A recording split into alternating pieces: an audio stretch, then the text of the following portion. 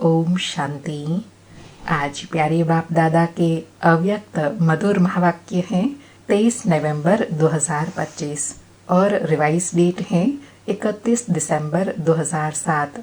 आज की अव्यक्त मुरली प्यारे बाप दादा ने नए वर्ष पर उच्चारी हुई है और नया वर्ष आने वाला है। तो बाबा कहे वर्ष के साथ साथ आप भी पुराने को विदाई दे, नए उमंग उत्साह के संकल्पों को प्रैक्टिकल में लाएंगे ना, तो सोचो अपने में क्या नवीनता लाएंगे, कौन से नए उमंग उत्साह की लहरें फैलाएंगे, कौन से विशेष संकल्पों का वाइब्रेशन फैलाएंगे।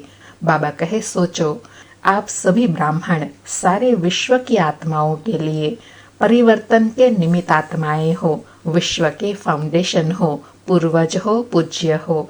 तो इस वर्ष अपनी श्रेष्ठ वृत्ति द्वारा क्या वाइब्रेशन फैलाएंगे। बाबा कहे जैसे प्रकृति चारों ओर कभी गर्मी का, कभी सर्दी का, कभी बाहर का वाइब्रेशन फैलाती है, तो आप प्रकृति के मालिक, प्रकृति पति, प्रकृति जीत कौन सा वाइब्रेशन फैलाएंगे। बाबा कहे जिससे आत्माओं को थोड़े समय के लिए भी सुख चैन का अनुभव हो। तो इस वर्ष अनुभूति का प्लान बनाओ और साथ में विधि बताई कि इसके लिए बाप दादा यही इशारा दे रहे हैं कि जो भी खजाने प्राप्त हुए हैं उन खजानों को सफल करो और सफलता मूर्त बनो। एक सेकंड भी व्यर्थ न जाए, समय को सफल करो, हर श्वास को सफल करो, हर संकल्प को सफल करो, हर शक्ति को सफल करो, हर गुण को सफल करो। तो बाबा कहे सफलता मूर्त बनने के लिए यह विशेष वर्ष मनाओ, क्योंकि सफलता आपका जन्मसिद्ध अधिकार है। फिर बाबा ने संगम समय पर जो हम सफल करते हैं उसकी जो सतयुग में प्रारब्ध मिलती है उसका वर्णन किया। तो बाबा कहे आपके इस समय के सफलता की प्रारब्ध पूरा आधा कल्प सफलता का फल प्राप्त होगा। तो पहला बाबा कहे समय को सफल करने से पूरा प्रारब्ध सफलता प्राप्त करेंगे, और दूसरा बताया श्वास को सफल करने से आप आत्माएं पूरा सतयुग के समय में स्वस्थ रहेंगी, बीमारी का नाम नहीं। और ऐसे ही तीसरा बाबा कहे ज्ञान का खजाना, उसके फलस्वरूप स्वर्ग में आपके अपने राज्य में इतने समझदार शक्तिवान बन जाते हो जो वहाँ कोई वजीर से राय लेने की आवश्यकता नहीं। चौथा कहा शक्तियों को सफल करते हो, उसकी प्रारब्ध वहाँ शक्तियाँ, विशेष धर्म सत्ता, राज्य सत्ता, विशेष शक्तियाँ, सत्ताएं वहाँ प्राप्त होंगी। और पांचवा गुणों का खजाना सफल करते हो तो उसकी प्रारब्ध देवता पद प्राप्त होता है, देव पद अर्थात दिव्य गुणधारी, और साथ साथ पूजनीय स्वरूप भी बन जाते हैं। इसलिए बाबा कहे चेक करो खजानों से संपन्न हुए हैं, स्व प्रति व विश्व प्रति कितना सफल किया है। फिर और समय का महत्व दिलाया कि पहले भी बाबा ने बताया है कि संगम का एक सेकंड सेकंड नहीं, वर्ष के बराबर है। बाबा कहे ऐसे नहीं समझना कि एक सेकंड एक मिनट ही तो व्यर्थ गया ना। तो बाबा कहे व्यर्थ जाना इसको अलबिलापन कहा जाता है। फिर एग्जाम्पल देते कहा कि ब्रह्मा बाप ने सर्व खजाने आदि से अंतिम दिन तक सफल किया। प्यारी दादी दादी प्रकाश मणि जी को भी देखा, सफल किया और औरों को भी सफल करने का सदा उमंग उत्साह बढ़ाया। इसलिए बाबा कहे चार्ट रखो कितना व्यर्थ गया, कितना सफल किया। और उसके लिए बाबा कहे अमृत वेले ही दृढ़ संकल्प करना, सफलता मेरा जन्मसिद्ध अधिकार है, सफलता मेरे गले का हार है। और लास्ट में भी अंडरलाइन कराते कहा कि महादानी तो बने हो, लेकिन अखंड महादानी, अखंड पर अंडरलाइन करो, अखंड महादानी, अखंड योगी, अखंड निर्विघ्न, अभी इसकी आवश्यकता है। और दूसरा पुरुषार्थ बताया कि ब्रह्मा बाप समान बनना है। तो ब्रह्मा बाप ने सदा क्या किया, हर बात में खुद निमित्त बन के निमित्त बनाया। हे अर्जुन बन पार्ट बजाया, मुझे निमित्त बनना है, मुझे करना है, मुझे देख करके और करेंगे, यह सदा लक्ष्य रहा। तो बच्चों को भी ऐसे बाप समान हे अर्जुन बनना है।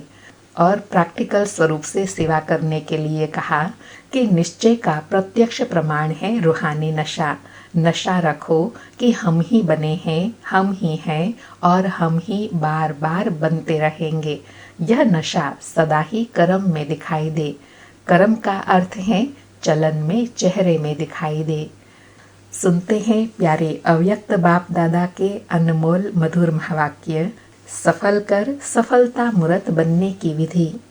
अच्छा, चारों ओर के चमकते हुए दीपक बच्चों को, सदा सफलता मूर्त बनने वाले सफलता स्वरूप बच्चों को, सदा अखंड महादानी, अखंड निर्विघ्न, अखंड ज्ञान और योग युक्त, सदा एक ही समय 3 सेवा करने वाले, मनसा वाइब्रेशन द्वारा वायुमंडल, वाचा वाणी द्वारा, चलन और चेहरे व कर्म द्वारा तीनों सेवा एक ही समय इकट्ठा हो, तब आपका प्रभाव अच्छा कहने वाला नहीं लेकिन अच्छा बनने वालों के ऊपर पड़ेगा। तो ऐसे अनुभवी मूर्त द्वारा अनुभव कराने वाले बच्चों को बाप दादा का नए वर्ष के लिए पदम पदम गुणा याद प्यार दुआएं और दिल का तख्त सदा तख्त नशीन बनाने वाला, इसलिए चारों ओर के बच्चों को जो सन्मुख है वह दूर बैठे तख्त पर है, सभी को नाम और विशेषता सहित याद प्यार और नमस्ते। ऐसे पद्मा पदम भाग्यशाली बनाने वाले, दिल तख्त नशीन बनाने वाले प्यारे बाप दादा को याद प्यार गुड मॉर्निंग और नमस्ते नमस्ते।